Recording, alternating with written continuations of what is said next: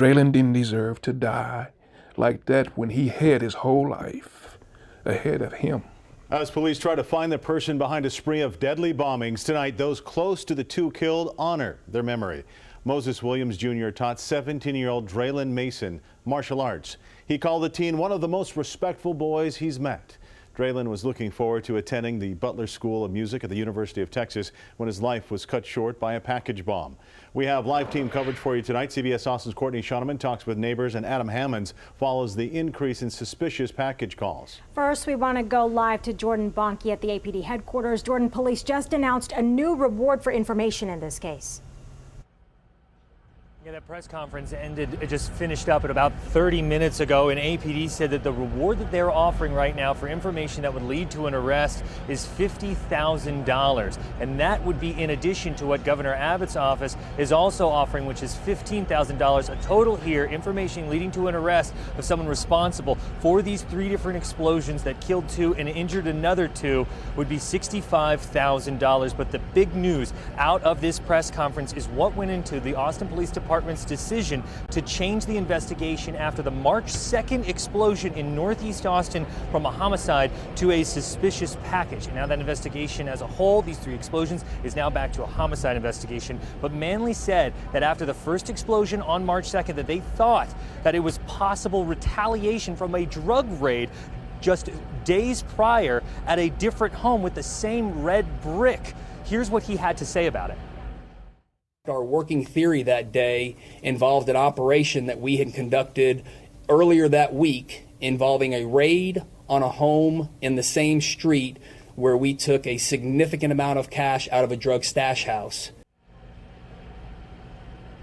Now, it was asked during the press conference what was the extent of the injuries for those folks who were involved, and he didn't want to go into too much detail, but he said just look at the door of that home after the explosion on March 2nd. And if you do look at it, it's all boarded up. And on the left-hand side there, you can see that it's completely blown out. The drywall is. He said that those 2 people that are injured, their lives have been changed forever. We also asked during the press conference about motive, and he said that they're not ruling out terrorism, something that he vehemently denied after the March 2nd explosion. And he says they're also not ruling out any sort of hate crime. We're going to continue to dissect this press conference and bring in the information that came out of it.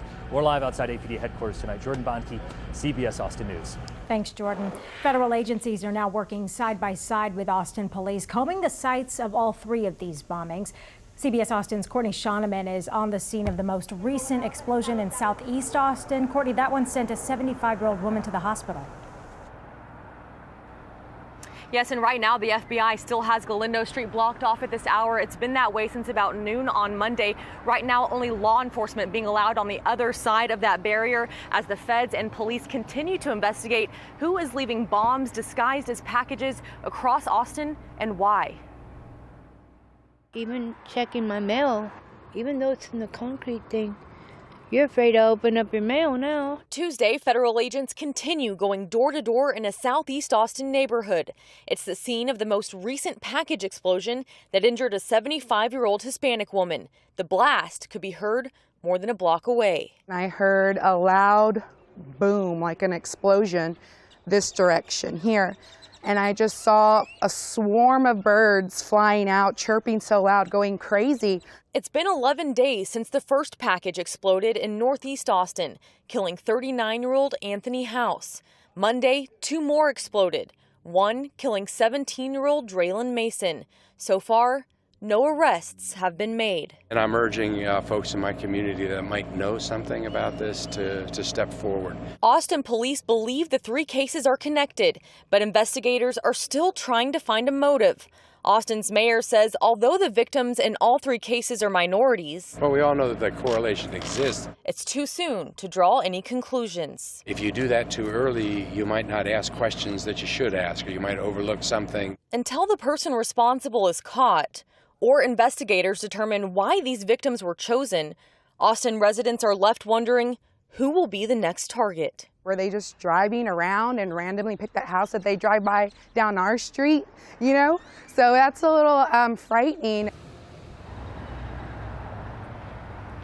Now, in a press conference less than an hour ago, Austin's interim police chief Brian Manley says that the victim in this most recent package explosion, the 75-year-old Hispanic woman who was injured, he tells us that she is still in the hospital with critical injuries, fighting for her life. Her name, though, has not yet been released. Reporting live in Southeast Austin, Courtney Shoneman, CBS Austin News. Thanks, Courtney. Still a lot of questions. The explosions now catch the attention of national civil rights leaders like Reverend Al Sharpton. He sent us a quote today. All victims are minorities here, and investigators are looking into whether race is a factor. He says, quote, in this statement that he and the National Action Network will monitor the explosions and hopes the investigation will reveal a motive. Hundreds of calls about suspicious packages are keeping Austin police and the bomb squad busy. They've responded to at least 265 since the first explosion happened yesterday morning. CBS Austin's Adam Hammonds is live from where a call came in just earlier this afternoon. Adam, people are really concerned about any packages right now.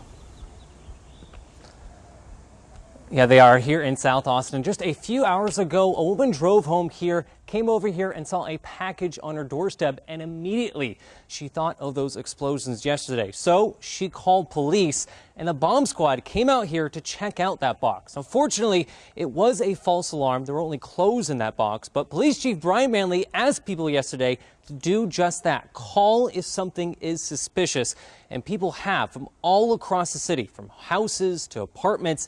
And even organizations are worried right now. Safe Alliance says they stopped taking in box donations. A lot of it is because a lot of their locations are near some of those explosions.